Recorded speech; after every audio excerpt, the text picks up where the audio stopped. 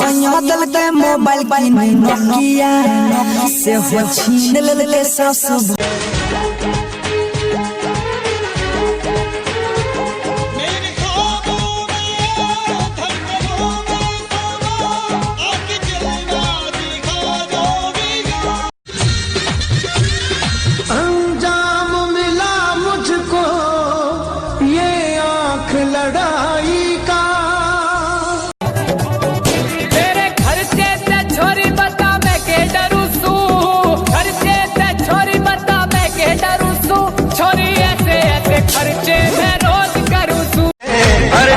तेरा सोने का हीरे मोती लाल जड़े हैं, तेरे घर पे हम सब तेरे पहरेदार हैं।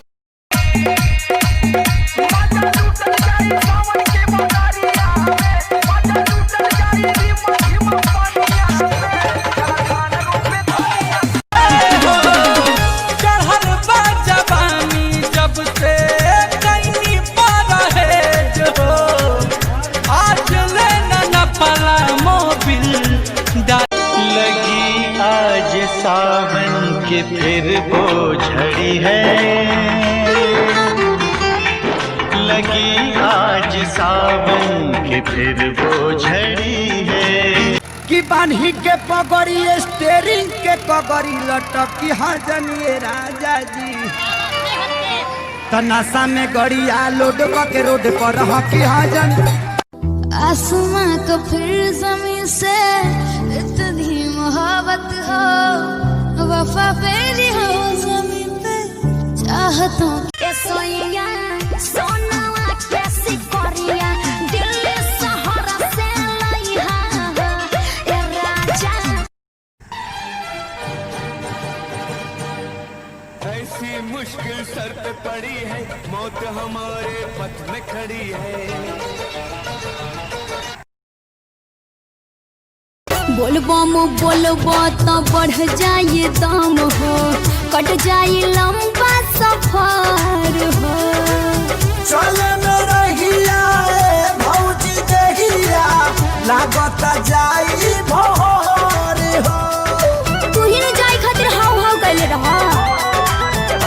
हाँ हाँ बोलबो तो बढ़ जाए दाम हो, कट जाए लंबा सफर हो। चले में रहिया भौजी देहिया लागत जाई भोर। फोन कैले रोला लभर हमर जहर ले लेबा खाई हो। दीवानों सी हालत है अपनी, पूछो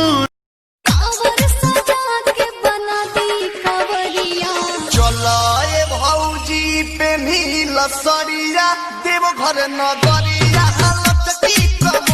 उठा के लिहा पंडित जी बैठा के लिहा पंडित जी गीतावा के दीदी के आरा सुता काली हा पंडित जी।